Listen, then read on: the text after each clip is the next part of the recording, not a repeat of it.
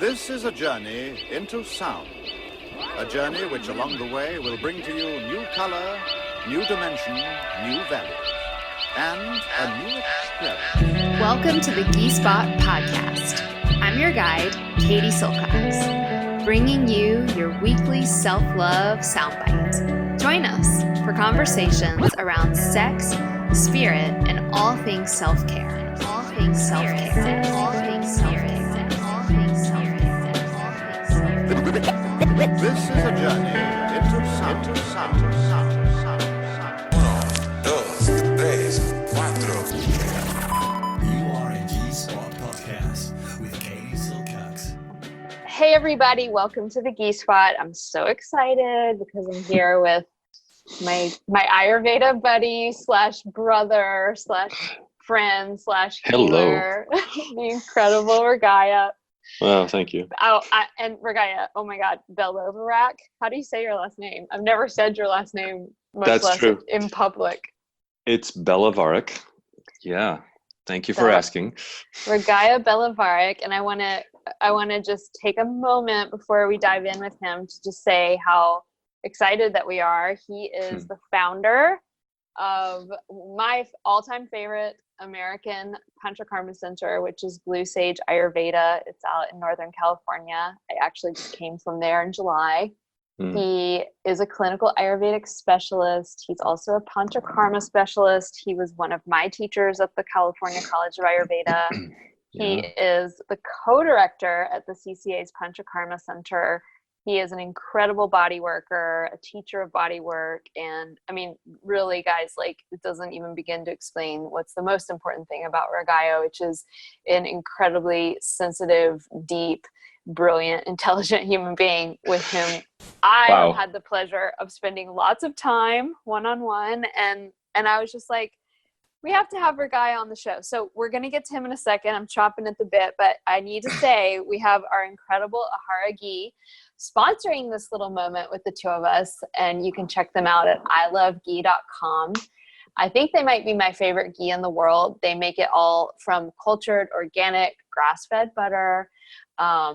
They have some amazing recipes on their site. We're going to provide you guys with the link in the show notes, but just a few of them are chai coffee cake, cashew chai lattes, and turmeric and black pepper popcorn with ghee. Oh my God, chocolate chips. Yes, so much is going on. I can feel my Agni like, oh, I need to get stronger for all of this. So love Ahara Ghee. They're sponsoring the podcast. We're going to give you guys a special link where you can get a discount with them. This is the ghee that I use every single day. So that's what we're doing, you guys. So Ragaia, welcome to the Ghee Spot Podcast. We're so excited to have you. Oh, thank you so much. That was a very, very kind introduction. I appreciate that. Wow. You're so welcome. You're so welcome. The only thing I would say is that in the past, I did co-direct at the PK Center at the California College of Ayurveda, but since the last several years, I have been really focused on everything that's going on here at the Ayurvedic Sanctuary here at Blue Sage. So thank you very much for mentioning that. And I do really enjoy the ability to share the Dharma of sharing the wisdom of Ayurveda with the students that I do connect with over at the College of Ayurveda. And that's essentially where I did meet you. And I was very touched by that meeting, and I've been impressed with everything that you bring to the world ever since then. So it's great to see everything you're doing. And again, thanks for having me on this podcast. Well, we're just so happy. And, I was one of our guys' students back in the day. And I was able to spend about 10 days with Ragaia and Pema and all the staff at Blue Sage, which everyone, if you ever want to do a PK, that's definitely where I would go. And and I just was like, wow, this man that I was like in class with is like this total tantric rebel, like freaky, adorable human. Like you were so much more than what I knew from just having you. Of course, right? As a teacher, we're in that role of communicating information, but you and I were actually able to sit down and I can only speak for myself, but I just felt like, oh my God, we have so much in common in the sense of like deeply valuing the spirituality of Ayurveda and the femininity and the subtleties and breaking the rules a little bit in order to actually be in that flow of Dharma. And so I guess, I mean, there's so many things that we have talked about and that we can talk about, but I think for our listeners, and first and foremost, like, how did you get into Ayurveda? Give us a little bit of your background and like why you love it and what it is to you, because I think Ayurveda is something different for everybody, if we're being honest. I think that's true. And, before I dive in with that really small little question there. Just a small question. Just one little question, please. I would like to say I picked up on what you said a second ago there about being a rebel. And I know that came up in our personal conversations, and I'm reflecting on that and I'm like, rebel. Well, if you mean by being a rebel, meaning being in reality now with the wisdom of Ayurveda yes. now, in real time, then heck yeah. I guess I'm a rebel. I'm a rebel of that. I love it. Sure, That's exactly what I meant by rebel. Yeah.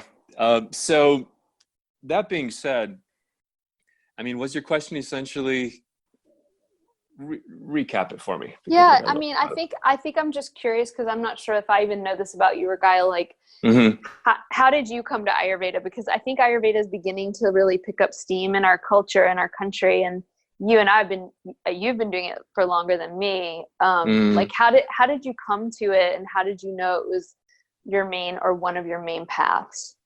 Well, I think like many people, I discovered Ayurveda as the result of being on a lifelong healing journey myself. And for me, that began when I was quite young, actually. I was a very active kid, and like many, I thought I was superhuman and overextended myself in multiple ways, and being a young boy who knew no bounds, I had a tendency to dive into things. And long story short, I injured myself at one point, injured my low back pretty badly. And from a very young age, I had to figure out how to, be a healthy kid and do all the things everybody else did and endure some of the excruciating back pain that I had when I was young. So it is kind of a long story, but to nutshell it, I did discover a lot of things that started off with kind of the basics that most people are familiar with when, your family says, oh my gosh, we want to help you. So I did things like chiropractic, and I did my best to move properly, and I learned certain strategies and so on. But it wasn't really until later in life that I began this serious and more sincere pursuit of natural healing. And I would say about 10 years after that, I discovered things that started the journey into natural paradigms like Chinese medicine and eventually Ayurveda. And, that journey has continued to today. I mean, it's present with me now in the sense that I started off with an actual physical injury that really got my attention, even directed me to the point of wanting to be an osteopathic surgeon in pre-med in college, at which point I realized, wow, that has value, of course, and I do value so many things that exist in allopathic medicine, but for some reason I had this inkling that particular path just didn't resonate or sit with me. And so I made a course correction for myself and started merging design and natural medicine. And eventually that became something where I understood that I wanted to help design things for people that were in relationship to health and healing. And then that led me deeper and deeper and deeper into wanting to look elementally at things, which brings us directly to what really the fundamental nature of Ayurveda is. It's a very elemental look at the physical reality. And so I'd like to go there for a second too, but just before I do, I wanted to say, even though I started off with kind of a catastrophic low back injury, and that led me on a significant life journey, today what I find the continued journey is that no matter what aspect I'm looking at through the lens of what we call Ayurveda, it's more about continuing to journey more and more deeply into that true nature of things, into that place of constant self-discovery, whether you're experimenting with what really serves you from a standpoint of what you eat each day, the activities you're drawn to, the dharma that you're drawn to, etc., the relationships you're drawn to. All of these things are, as you know, part of what we would relate to as sort of, as Ayurveda calls, the pillars of life. And within those primary pillars, the 3 pillars, there are all these secondary and tangential sort of relationships that really comprise a life. And when we think about Ayurveda in general, in the most direct sense, I guess what I could say, if I were to attempt to nutshell such an expansive thing, and that would be that it's a holistic wellness paradigm which conveys, in all of its methodologies and modalities, how one might enjoy a healthy, balanced, possibly long and prosperous life. And that's as close right now as I could nutshell that. And I think right. that's And everyone kind of listening, notice that he didn't say it's about the doshas. And I think, I want to backtrack too on something you said, Ragaia, about your journey as a young boy and having back pain. And I also came, and still, I'm on this journey of really wanting to understand my own personal imbalances. And what I've seen with so many people that are drawn to Ayurveda, that study Ayurveda, that seek Ayurveda, that probably listen to this podcast. And I just want to remind myself and everyone, because, I think of Ragaia as one of these like pillars in our Ayurveda community. And I know that many people out there look at me as a mentor or someone promoting, healthy, happy, and sexy. And what I just want to remind us all is, guys, like, we come to these things so often out of our own suffering, and there's value in that wounded healer paradigm. We don't want to stay identified with the wounded healer forever and get caught there. But when I think about my favorite teachers, they're always usually the ones that are like, oh yeah, like, I'm in this path not because everything was easy, but because there was challenge. And so when you say Ayurveda is elemental, what do you mean by that for maybe someone new to this realm? Well, what I mean is, actually, thanks for pointing that out, because I mean a couple of different things. On a practical level, I mean that when we look at what one would call elemental qualities, then that's as close as I will come to that which leads to the discussion of doshas. And that means in our sort of physical known reality, our physical realm here on Earth, we have these elements. And the elements have been identified by most paradigms that are, again, not to use cyclic reasoning, but elemental based, meaning the elements of air, ether, water, fire, earth. These are the basis of planet-based or earth-based wisdom, essentially, whether you're looking at the shamanic traditions and all that sprung from that, geomancy, a lot of those pagan traditions, which Ayurveda comes from, right? These more shamanic roots. Exactly. And even when you mentioned Tantra, like all of these very ancient perspectives and paradigms that had to do with now what we call something like, oh, that's elemental. We're looking at elemental base. What we're really referring to is all of the building blocks that make up our known reality are the very things that we use to understand the nature of this reality. So that's why it does become a more sophisticated conversation when someone says, well, what do you mean by the pitta dosha? And even if you say, well, it's the idea of fire and water, that already needs some explanation, right? Absolutely. Especially if you're new. Fire and water. Okay. What is that? So it is a greater and a bigger conversation, but I think at the very basic, in the most straightforward level, what we're talking when we say elemental is we're looking at those really baseline natures. Like what natures? In a way we could say, oh, Mother Nature is telling us this. But when we say even the term Mother Nature, we're already including all of these little sub-natures. So for example, that when we talk about doshas, we say this one dosha, but we're already also implying sub-doshas. So it's the same thing with the elemental quality of what we would call nature. So I look out across this horizon. I'm looking right now at a great view of a valley. Katie, you know it. I know it. That I place. miss it. And I'm thinking, okay, now I'm seeing the dance of earth and fire and water and air and the space between things being that ether. And I'm like, I'm looking at these different qualities that comprise that one word we call nature. So elemental nature would include all of those things. Yeah.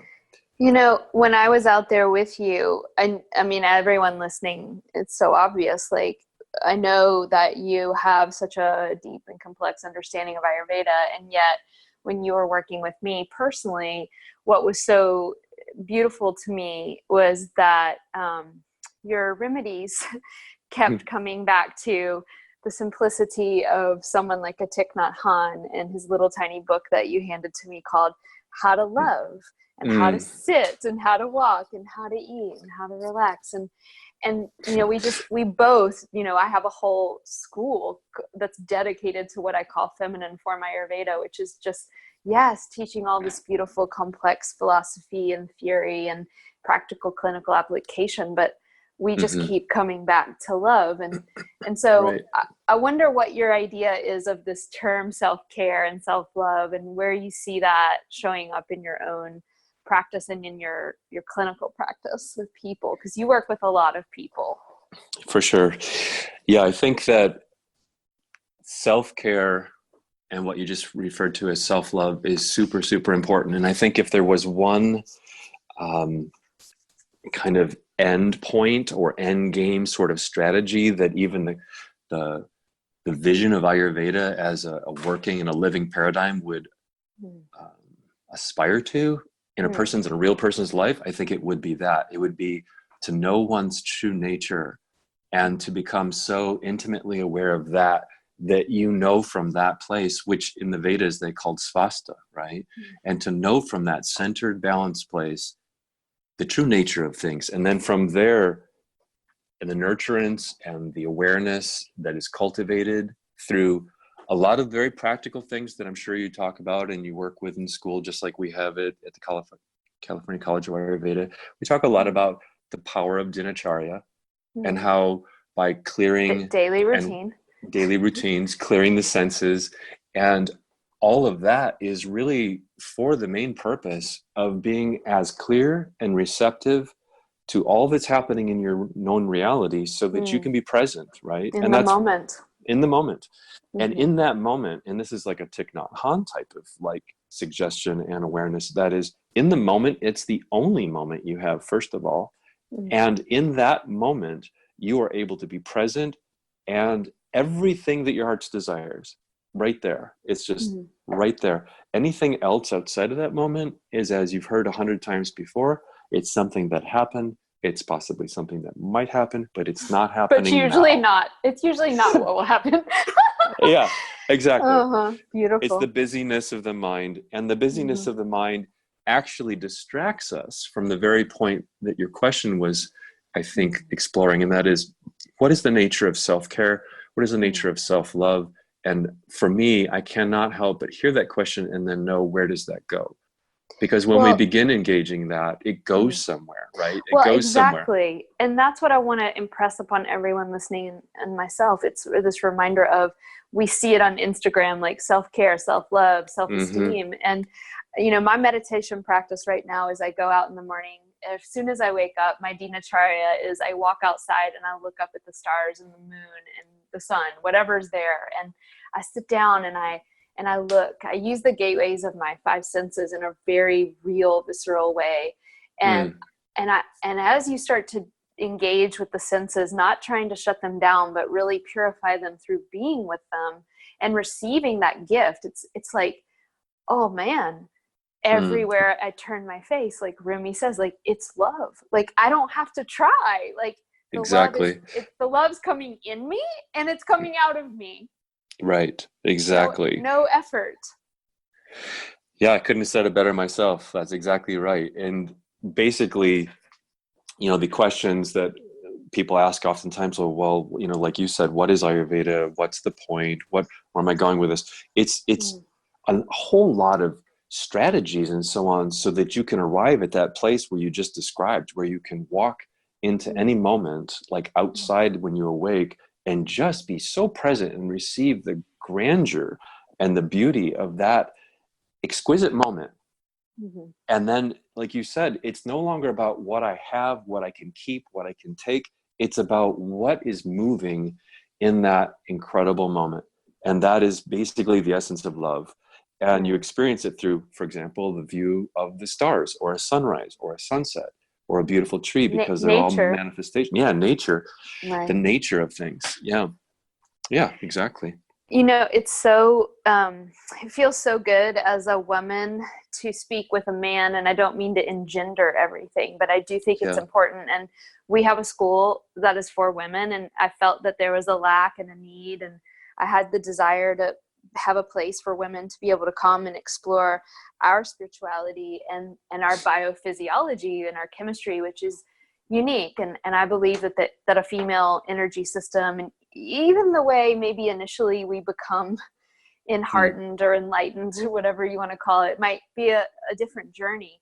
And when I met with you, I was like, oh wow, like, not to put you on a pedestal, because I know we all have our light and dark, and I'm not doing that, but I just want to pay honor to the masculine and feminine in you, and the way that you bring that out so graciously. And I love your masculine side, and I love your feminine side. And I have a lot of women that listen to this podcast, and something that keeps coming up for me personally, and for my students, and for my friends who are in this community, it's like, man, there aren't that many men in Ayurveda. Like, and if they are, like, they're kind of not really my type, you know, like they're more on that spectrum of the feminine. And then I met Ragaia, and I'm like, oh wow, this dude is so balanced, and even maybe, you know, in the masculine, and yet holding so much of this feminine. And so I think what I want is your perspective on, like, the state of, I want your perspective on the state of men and their spirituality in the world today. I want you to be the voice, mouthpiece for all of men. You just like asking me all the small questions here. Gosh. Well, girl, I don't go, you know, I have one direction, which is deep. Yeah. Boom. Yeah. Boom. There it is. Wow. Where do I'm a terrible flirt. I have no idea how. I just go straight to the heart of things. Yes, you did. Like a hummingbird. And you know, I should say, in real time, I'm looking out my window at two hummingbirds, like, all over the place. This is so fun to watch them. Wow. So what is the heart of that? I have also made that same observation over time, you know, having been a teacher at the college since full-time, since like 2003. And I've noticed, what is the ratio typically of, you know, the women's students, the men's students, so on. And like you've just really accurately mentioned, there are not as many in our country. Interestingly, there is not as many. And I think part of it has more to do with the fundamental way in which the nature of Ayurveda is actually, I think, well perceived in our country, in the sense that it is much more intuitive. It is basically compassionate in its offering, in its way of being. It's not more of a top-down sort of strategy. It's not linear in its way of pursuing things. So already right from the get-go, when you start to hear, you know, if you were introduced to the principles of Ayurveda, or you went to a talk or a conversation, you're already going to get more of a sense of that it's a feeling, you know, and it's something that you're going to feel into.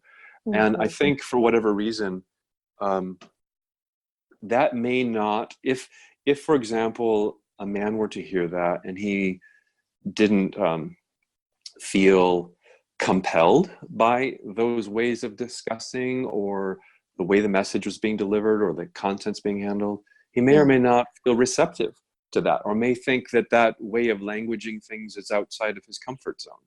And or maybe not as exact or scientific or valuable. Sure. Yeah, that was where I was going. Exactly. That we're trained in a very kind of practical and linear. If you look at how allopathic schools are run, it's very specific, and it's very much, we're very much into specialties in this country. That being said, you know, Ayurveda is very special, and it has its specialties, but it also has a very yeah, I don't know if I would I don't know if I would say feminine, but I would say it has a very open way in which it works and navigates. And that in of itself is more of a balance between kind of a masculine and feminine quality. And yet in our country, I think women are more apt to listen and hear the messages of such a thing, and perhaps even be activated and act upon what they feel activated by. Whereas a man might be more apt to say, that's really interesting, and I'm willing to try this or that, but I'm not quite sure. I'm not quite sure that I could work with people every day in that sort of like what might be considered more of a direct contact or touchy-feely or whatever these terms people are using these days. But really what it means is I'm not sure if I choose to be present in that way. Exactly. I was just about to say, to have that capacity to listen and hold space. Yeah, there's a big part of that. And that's the same way if we were just to look at the sort of, I'm not saying this is true now, you know, in modern times, things have changed a lot. But if we look at the original paradigm of how the doctor and the nurse, right? So the doctor was stereotypically a male who went through medical school, he did his thing, and the nurse was oftentimes, at those times, the stereotype emerged, was a woman who went to a certain degree also through the medical training, but then was there to assist that doctor. Right. No, we still see that in Ayurveda. We see it everywhere still. For sure, we do see that, and I know that it's going out on a limb even saying these things these days. But hey, we just described that we're rebels, right? So we are. We have to. I mean, look, if we can't talk exactly. If we can't talk freely and openly, we can't really. I mean, of course, we're not all men and women are like this, but of course, we have to be able to talk about these paradigms in order to change them and get to the heart of things. Yeah, and I think that just by talking about them and sharing perspectives on them, that in and of itself brings it up into present time, and then people can navigate that and go, how do I feel about that? And Ragaia Lake, it makes me think of Achtenberg's book, The Woman as Healer. And I read that about a couple of years ago. And this paradigm of the doctor and the nurse is actually relatively new in human history. Women have been the ones that have held the herbal wisdom and the wisdom of birth and death and life. Exactly. And I think it really is like this amazing man that can be able to actually tap into that. And I think I see that too, as like we're kind of coming out of this paradigm of the man being the one who teaches and the man being the one who is the doctor in the white coat and the woman supports, to one where, oh wow, like a woman is kind of stepping back into that river. And I think that's why we're so drawn to Ayurveda, because these arts have always been our realm for thousands of years. And yes, it's exciting. Couldn't agree with you more. I was just about to say bing, bing, bing, bing, bing, because way back in like the mantles of herbal medicine and so on, that were holding that mantle rather, were oftentimes women. And a lot of times they're not given the credit within shamanism and the shamanic traditions that they should be, and so on. And I think right from that get-go, that's always been a thread that's there. And we could go through the history lessons of why people, you know, that went off on elemental traditions and then became witches and all these crazy things. But essentially they were holders of wisdom, and it just wasn't commonly accepted at that time. So kind of fast forwarding to that paradigm we were just referring to, one thing I wanted to say about the old stereotype that's kind of the new stereotype is that even though in that particular moment we see that man and the doctor, the white coat you described, and the woman sort of in her white, you know, hat and coat and so on, they did balance each other out. But what I think we're seeing, because she offered that sort of what we'd call the bedside manner that might not have been there with the direct delivery of, hey, you've got this going on, dude, you know, you better take care. And then the counterpart was like, okay, well, this is what he really meant. And and let me wipe your tears because you're freaking out. Exactly. Let me hold your hand and let me be with you and let me get you some water and let me take care. So the two of that, in that scenario, it did have sort of a balancing act. But as you were kind of saying, thankfully, we've departed some of those hardcore paradigms, and now we're moving into something which is really more of a full circle. And I do think that, to answer your initial question, in our country, the reason we're seeing such an insurgence of, as Ayurveda has entered Europe and the US continent, we're seeing more women that are more open and receptive to it because, first of all, it is re-breaking that more recent couple hundred years paradigm. And men are having little resistance to it probably in their own minds because they're trying to figure out, well, how do I navigate this? And there is this sort of like mass scale thing going on, which I don't know if we want to get into today, but there's this thing going on where, like, okay, even when we're just talking about the stereotypical doctor-nurse relationship, well, now we see over the years that there's plenty of male nurses, right? There's plenty of female like head doctors that are running hospitals for and us. embodying a lot of that masculine force, and that's beautiful to see. Yeah, exactly. And then what we really get to see in these other roles is that person also able to balance out the other side of their exactly. It's all about the balancing, right? It is exactly about the balancing. So moving forward, I think really what it is going to be, and that was one of the central things I was saying about, you know, what compelled me about Ayurveda and so on, was that deeper journey into self-discovery and understanding the true nature.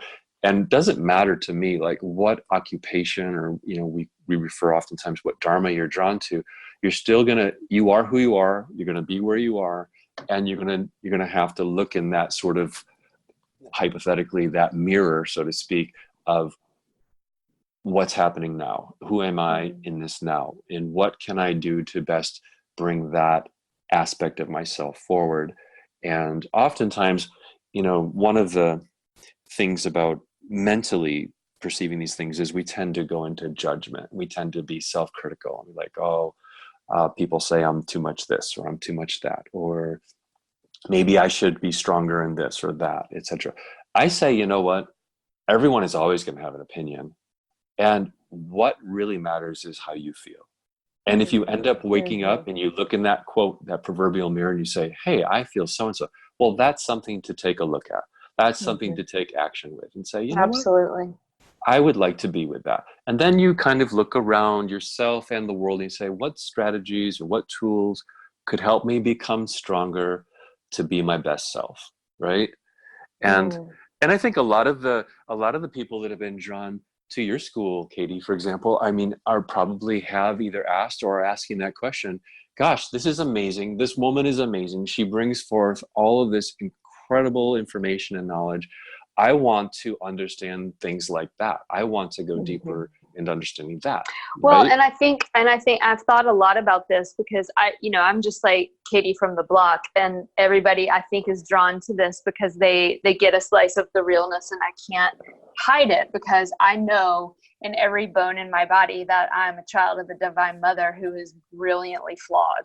And like, I wake up every morning and look in the mirror and go, man, I wish I would have done this differently yesterday. You know, I mean, I don't identify all with sattva like that. I'm like, I get it. And I have moments of sattva, but like sattva, this clarity and this pristine consciousness. But a lot of my life and a lot of my dharma and journey has been such a rajasic, passionate, fiery, beautiful experience. And I think one of the reasons that women are drawn to our program and this, what we call feminine form Ayurveda, is this deep acknowledgement that life on this planet right now, especially for women and children and the nature, is chaotic, and we're feeling things so deeply. And we're, you know, when I think about healthcare in this country, or I think about gun violence and all of these things that are going on geopolitically and ethnically, you know, my heart, it does nothing but just continually break.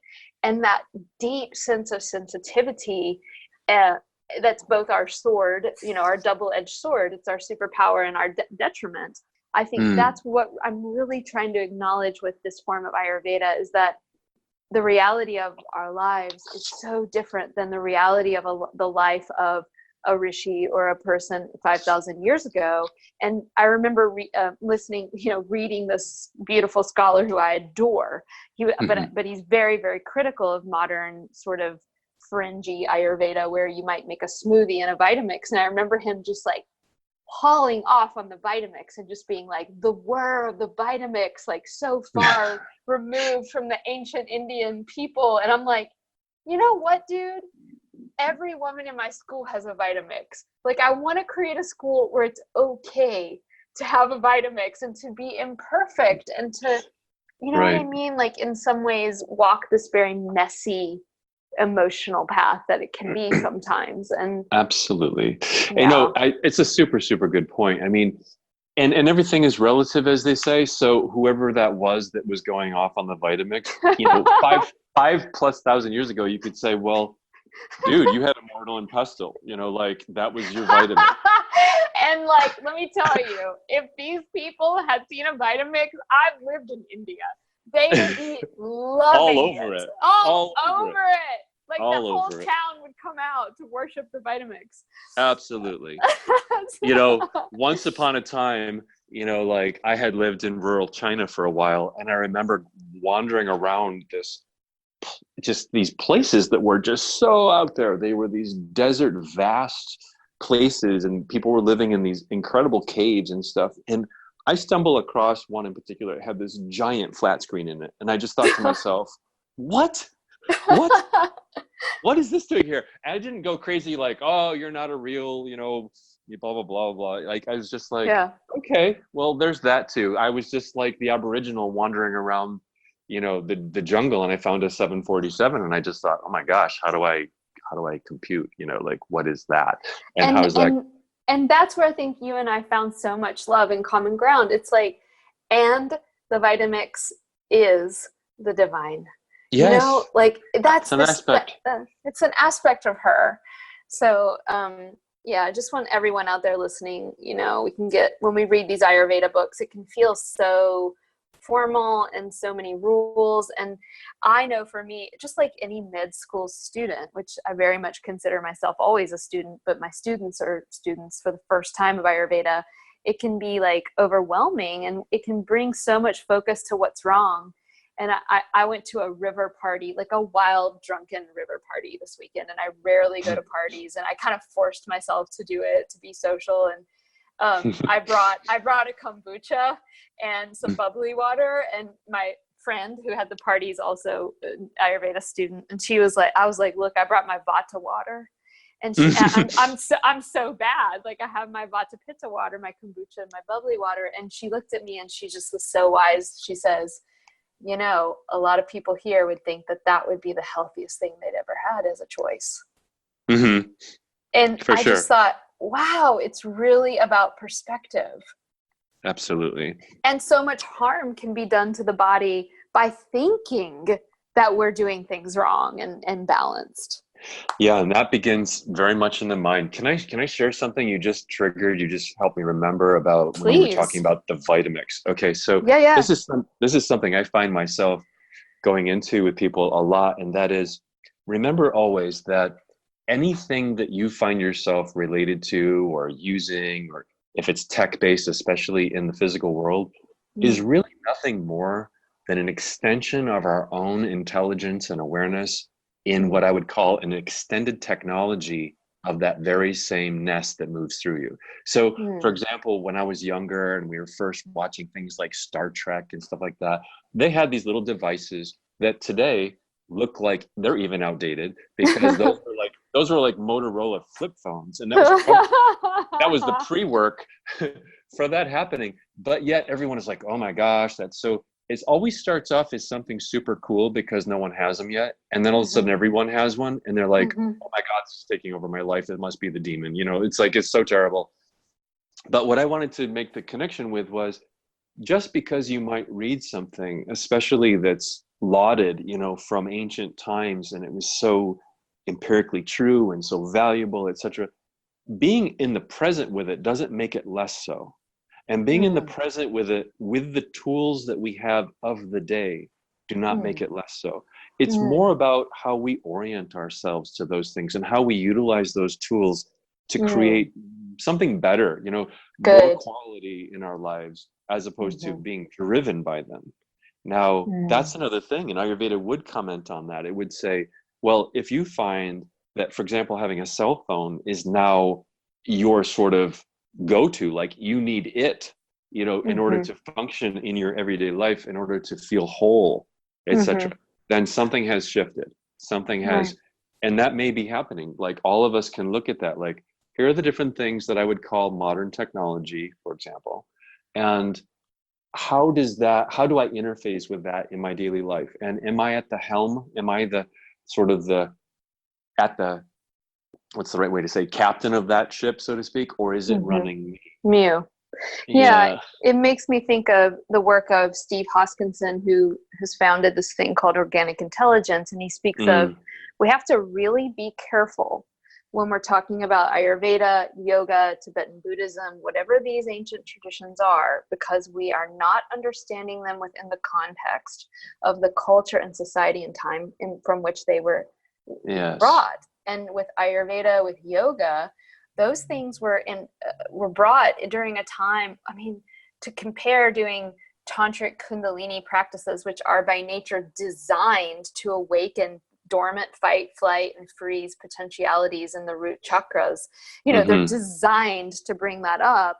They were taught just within such a different world where we live in now. Like, everybody's walking around because of information overload, right? With Fired so up. much, totally, like, already. And so his big thing is, guys, like, we have got to get to a place of pleasure, ease, safety, enjoyment. Basically, he's talking about ojas. Right? Without ojas, none of these fiery transformative practices make sense, and in fact can even do harm. And I personally experienced that. And so I think we can extrapolate and bring it even down into just the everyday life that, you know, things can do harm if we aren't doing them and working with them within the reality of the culture and the time and the place that we live in. And I personally think people need more enjoyment and, you know, non-intoxicant, addictive related in pleasure than to focus on all the things that are wrong with them and the imbalances, right? We can get so caught in that. Absolutely. I mean, that's a very, very good point too. It's like finding for yourself what you can enjoy, you know, what you can be with, and being that we are living in this like highly charged, very stimulus driven world, we are constantly on. And even those of us who might live what might from the outside look like a very comfortable remote life, etc., if you have access to information, you are just as much, quote, online as everybody else. I'm glad to hear that. Yeah. I thought it might just be me. No. Yeah. It's like, if it can reach your senses, then it's a part. And you know, even the more esoteric sciences would say you're a part of the collective consciousness, and so therefore you're not immune, no matter what. Yeah, even if you do think you're in a cave by yourself, because if we spoke to those who do that work at this point, they could probably tell us even more about that which is happening within the primary collective that's, you know, running around the urban centers and so on. It's all palpable. It's very palpable.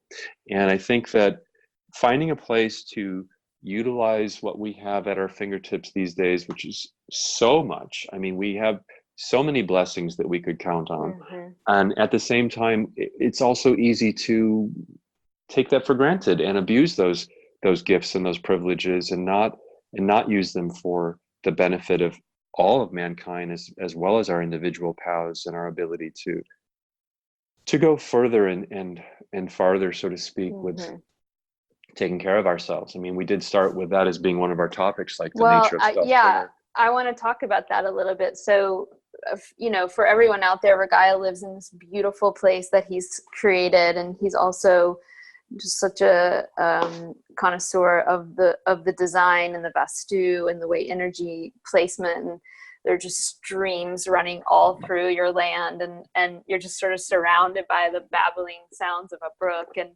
you know, I think that I would love for just to take it from a little bit of our wild philosophizing into like something really practical for people, which is, what does your morning routine look like? Hi there, this is Amaury, Program Manager at Shakti School, with a quick update. If you love this podcast and learning about Ayurveda, health, yoga, psychology, and everything in between, we have 2 really special offerings right now that are free. The first is our mini course on Divine Feminine Ayurveda. This is actually a special sneak peek into Ayurveda school. It's 4 hours worth of video and an accompanying workbook. If you're looking for inspiration or just curious about Katie's approach to Ayurveda, I highly recommend this offering. You can sign up for it by going to bit.ly/Ayurveda mini course. That's bit.ly/Ayurveda mini course. And I'm going to put the link to that in the show notes for you. The second offering is a free 30-day trial of our subscription platform, The Lineage of Love. Every month in The Lineage of Love, you get a new seasonally attuned video and audio workshop with Katie. The workshops are a mix of movement, yoga, meditation, Ayurveda, and all the other stuff we love to talk about. The link to register for the free trial is bit.ly/lineage-of-love-free-trial. So I'll definitely put a link to that one in the show notes too. Now, if you know you're ready to go deep and spend a year learning with us, the next session of Ayurveda School starts in January, and the deadline for registration is December 31st. Getting back into the swing of learning can be a big commitment, but it's also the best catalyst for change and evolution. If Katie and I could have every woman do at least level 1 of Ayurveda School, we would. It's a year-long program that will both nurture and challenge you in the best way. It's everything we should have learned as beings with bodies and psyches that we were never taught in school. If you want to have a chat with me about whether this program is right for you, you can put a free call directly on my calendar at calendly.com/Shakti School/free coaching call. That's calendly.com/Shakti School/free coaching call. And will also put that link in the show notes. Have a beautiful day, sisters. Now back to the episode. How do you self-care? What does that look like? Like or your daily routine? Yeah, every day sort of just putting it together, getting up and getting going. Pedal to the metal. Pedal to the metal type of stuff. Well, I mean, that's a really good question. And I love talking about that stuff because that is the real deal, as you would say. And for me, my morning routine is now, okay, I have a caveat here because I think it's important, especially as a practitioner, that I kind of mention this because I do know that I have a decent amount of that sort of fiery and that pitta quality in my nature. And so I have that pitta, secondary vata, and then kapha. So I have this understanding of myself, which is part of what the journey of self-inquiry has been about. And with that information, over time, I've been able to cultivate a daily routine that actually works in collaboration with my constitution and helps me balance that out, just in terms of living everyday life, right? So that's my intro to your question, answer, et cetera, et cetera, et cetera. So my morning routine starts off with a couple of sips of water because I just want to start with hydrating myself, and then I generally go right into a period of time where I'm going to sit and enjoy some meditation. Typically that's 30 minutes. And as you know, as you were here, in your Panchakarma, we have that either as a group or individuals can sit on their own in the morning. And then for myself, typically, regardless of that, I like to also go into a few minutes of something I call tamping. I use a bamboo tamper, which comes out of another Far Eastern tradition, which was for preparing the body for any activity during the day. And it just helps to break the electrostatic charge between kind of that skin musculocutaneous level into the interstitial level, so that it helps to relieve tension and kind of break down that sort of fuzzy, sticky quality the muscles get. I want to interrupt you right here, if I may, Ragaia. Sure. Just so they can imagine, it's this basically this cute little bamboo whip that Ragaia handed him the first morning I was there, and you basically just smack yourself, and it feels amazing. It's not exactly a whip. It's kind of more like a bamboo stick. Yeah, it's a bamboo whipping stick. All right, that's fine. Now at some point we're gonna have to create a visual so everyone's like, what is he talking about? We need a little Ragaia tamping 30-second video. I will be creating a tamping video soon. Awesome. Coming soon. Coming soon. But after a good tamping, and getting the energy moving, the natural question is, well, what do I do with that energy? So for me, I take a few minutes to then continue with some gentle stretching. I tend to do more yin and restorative things, because during my physical day, I'm actually fairly active, whether it be the things I'm doing with client work and consultations. And then I also do a lot here on the land of the sanctuary. And I have a very active life. So I like to start off, and part of this is because what I learned as one who has kind of predominant Pitta energy in my particular makeup is I've learned that quietness and starting slow are very, very important for me in terms of having a really nice entry to my day. So after that gentle movement, I like to have like a nice simple tea. And then from there, I get into the movement of the day. And that might be a little breakfast, that might be some consult time. Oftentimes I go into consults, whether they be phone consults. So that whole rhythm for me starts at like between 7 and 7:30. And by the time we get into the physical or phone consults, it's about 9:30. So those first few hours of the day are really all about the simple things. And, you know, of course, there might be some dinacharya in there in the morning after the sip of water. I, you know, scrape my tongue and rinse my face and take a look at things and use the restroom and all of that kind of basic stuff. But really going right into meditation, then tamping, and then some gentle movement, and then tea, and then breakfast. That to me is like a go-to set of movements at this point in my life that really works for me. And also, like I said, helps to kind of balance some of those qualities I know that are inherent in my constitution. So that's beautiful. Kind of my get-go. How about you? Like what is it that works for you typically? Yeah, I mean, you and I have a similar prakriti, you know, a lot of pitta, secondary vata. You may have a little more kapha, I don't know. But yeah, I think I wake up in the morning, and I mean, it's like I have like an angel and a devil. And so it's like, well, who's doing the day? And is it the angel or the devil? And they tend to take turns, and they have their little sprees, right? Which is definitely not what I would recommend to others. But I'm just being dead honest. And so on like the more angelic days, I have, like you, like such a blessed life, like the luxury of waking up. And I tend to get up with, you know, before the sun, and make a tea. And like I said, the first thing I do is I scrape my tongue religiously. I make a tea, and while my tea is steeping, I walk outside and I look at the moon, or I look at the trees, and I try to just that first thing in the morning is that appreciation of nature that I'm not forcing. Like it just arises, the gratitude arises out of having that intimacy and relationship, just like any relationship, day after day. Then I'll sit outside, usually almost all year. I'll get a blanket if it's really cold, and I sit outside with the tea, and again, like through the gateways of the five senses, just really trying to be with that experience as a tantric form of meditation. And you know, and then you know, that's the angelic days. I'll make a little breakfast, and I tend to have a lot of work in front of the computer and a lot of work seated and writing, and so I like to do a little bit more vigorous exercise and take a big walk, and because I have to do a lot of sitting during the day. That makes sense. Yeah.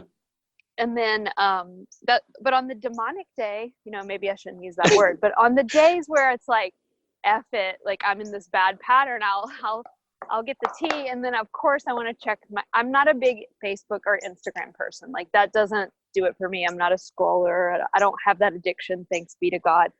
But I'll check my email because I actually enjoy it, you know.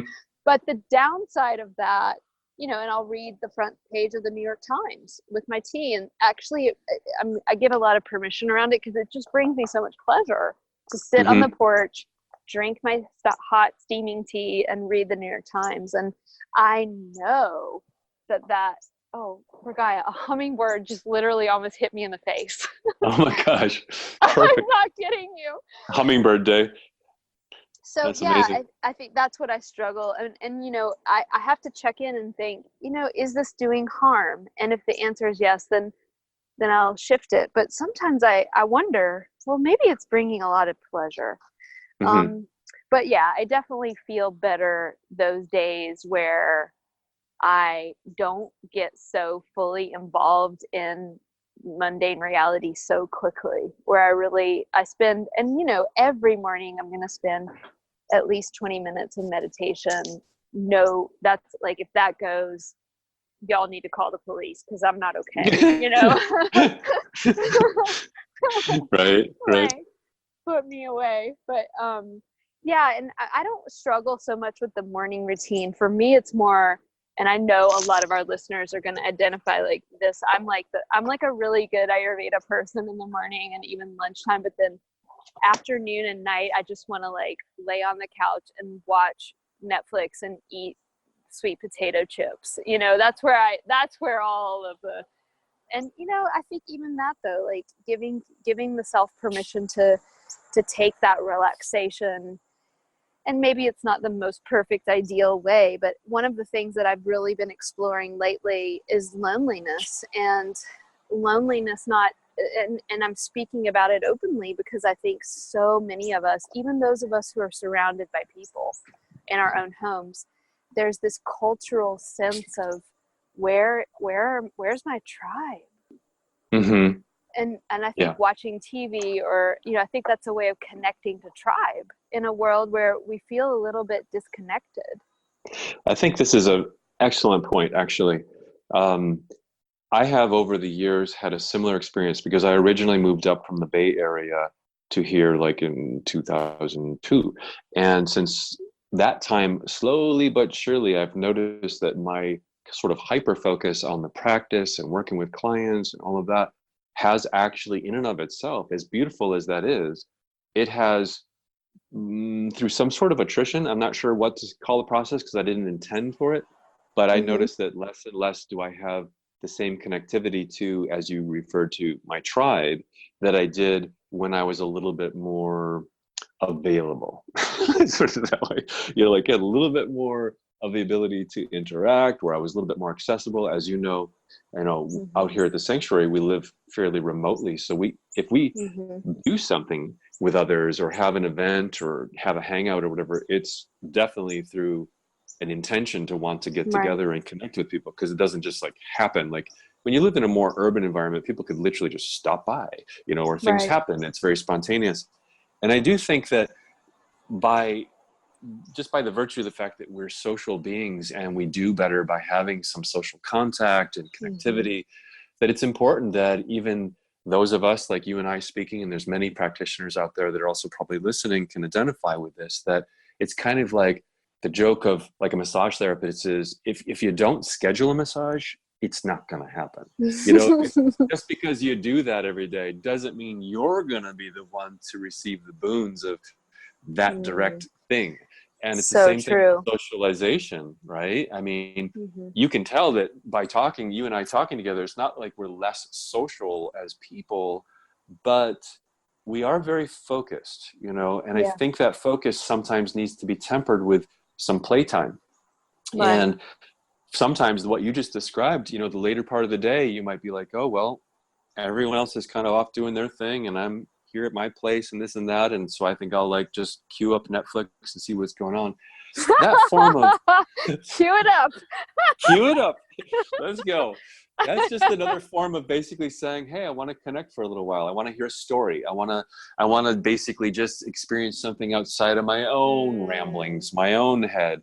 I saw something the other day, which was really cute. Speaking of IG, I do some posts every so often and so on. And once in a while, I'll look at some of the things that are happening. And one thing that beautifully that Jack Cornfield posted one day was this beautiful post. Some of you might have seen it.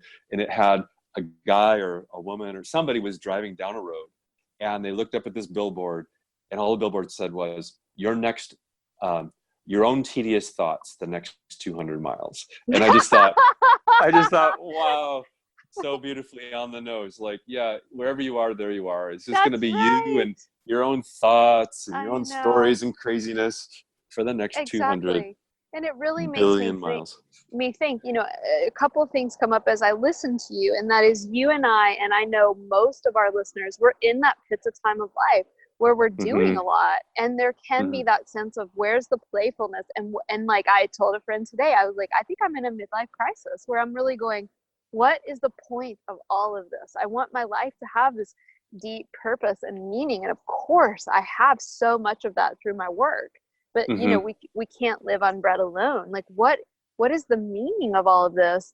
And I even read that people in their 30s and 40s are significantly less happy than those same people in their 50s and 60s. It's like we're in this very pitta focused time, and I recognize that, and I definitely have lately been really trying to cultivate more activities that are just for the sake of play and ease and social enjoyment. And Ragaia, you know, I feel like we could talk forever. I do want to just ask you, I have a little just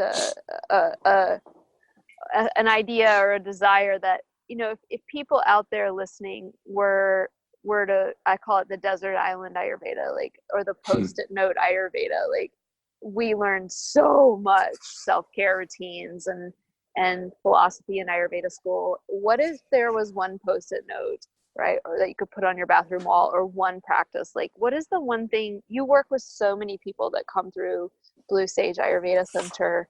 If there were like one thing that you could just put on a post-it note and fold it up into somebody's pocket when they leave, like, out of all of the people that you see, like, just a small question, like, synthesize that for us. Wow, you just don't stop. You just have the small questions one after another. Okay. I'll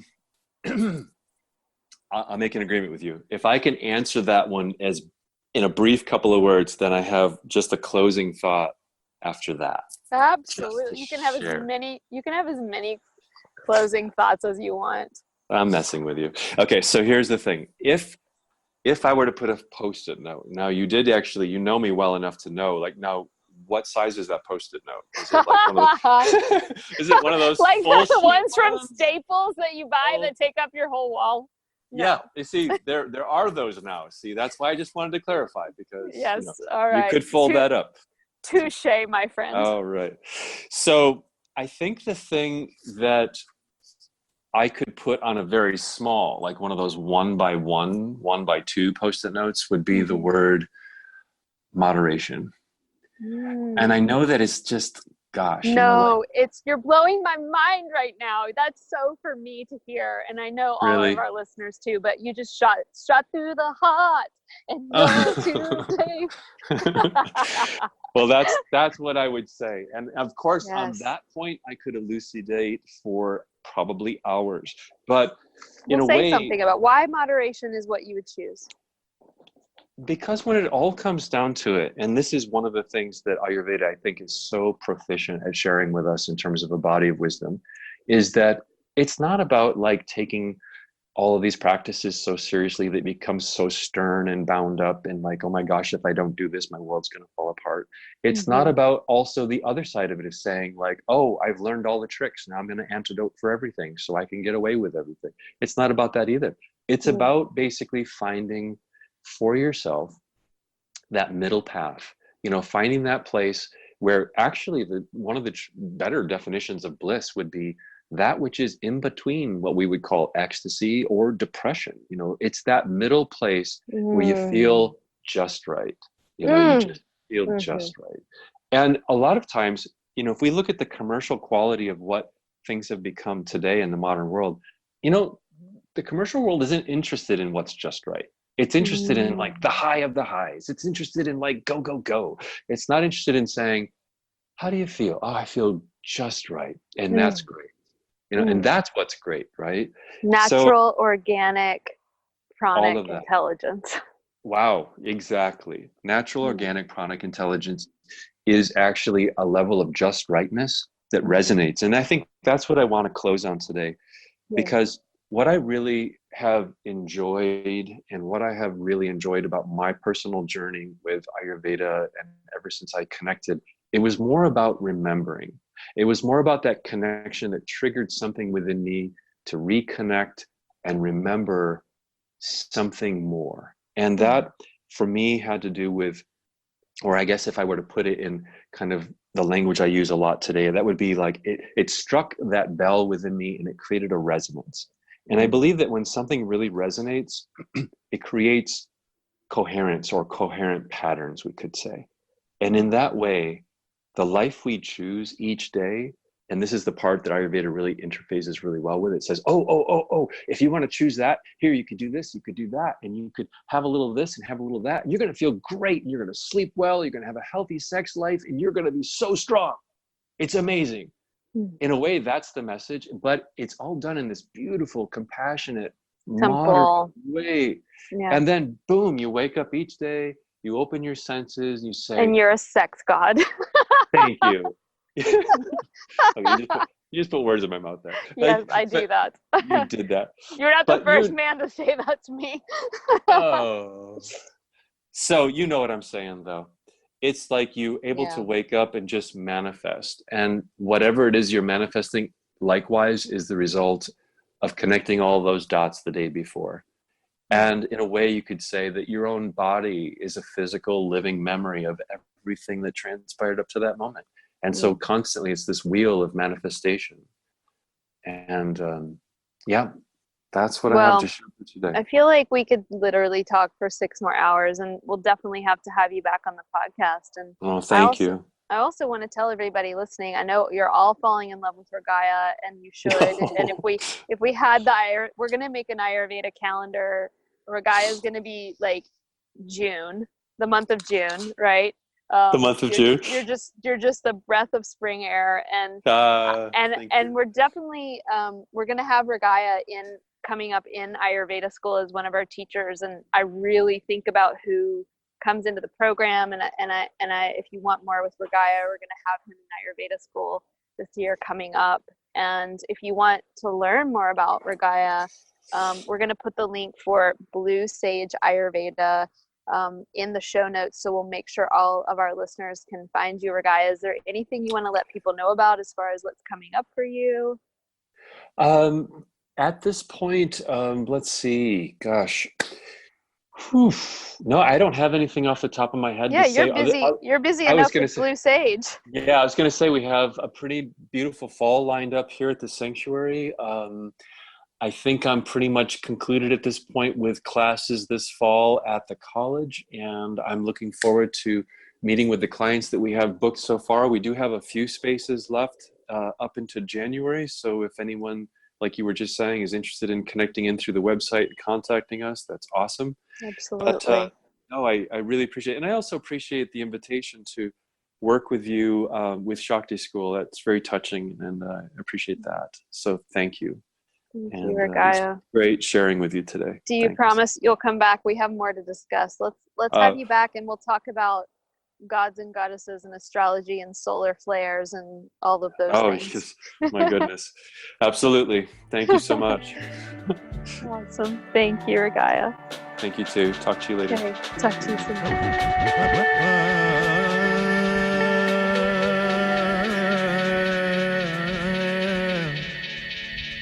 Pote full upon sukhe